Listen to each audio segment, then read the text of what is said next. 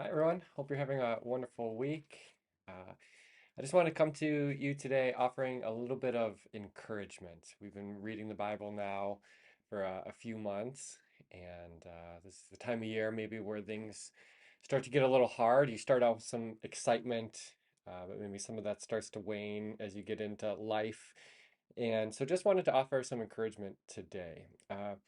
This past week, we've heard kind of a repeated refrain in Mark chapters 13 and 14 in particular.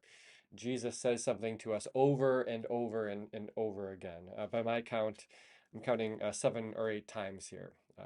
And the refrain has to do something with watching or staying awake or being on guard. And so, for example, in Mark 13, verse 5, he says, "Watch out that no one deceives you." And then a few verses later, in verse 9, he says, "You must be on your guard."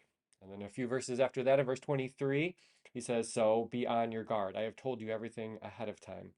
And then in verse 35, he says, "Therefore keep watch, because you don't know the hour." In verse 36, he says, "Do not let him find you sleeping. What I say to everyone, watch." And then when he's with his disciples in the Garden of Gethsemane, he says, "Watch and pray so that you don't fall into temptation." Over and over again, Jesus uh, tells us to stay awake, be watch, be on guard.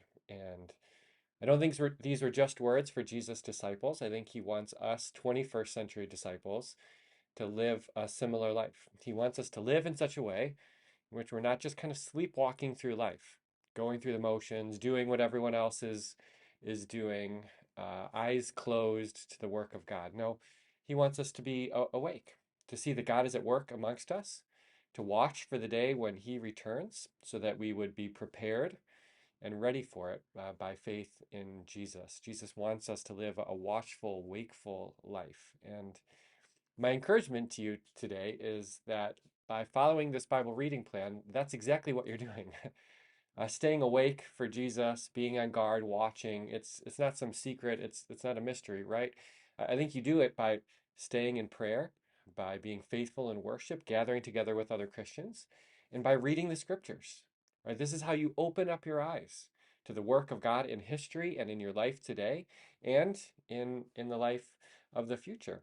And so Jesus gives us this command. It's an important one, obviously, because he says it over and over again. And I just want to encourage you that this is what you're doing, right? By reading about the work of Jesus through the pages of your Bible, you're keeping your eyes open. It's a way each day when you sit down to read your Bible and you see what God has done, it's a way of then being able to look up and to recognize the same exact God is at work in the world today.